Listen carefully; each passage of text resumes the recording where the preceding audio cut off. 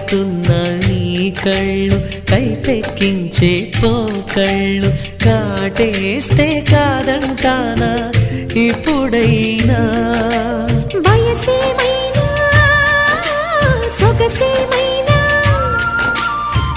మరపించే మనసేమైనా నవ్వు నవరాత్రి నీ కోసం తీసుకువస్తున్నా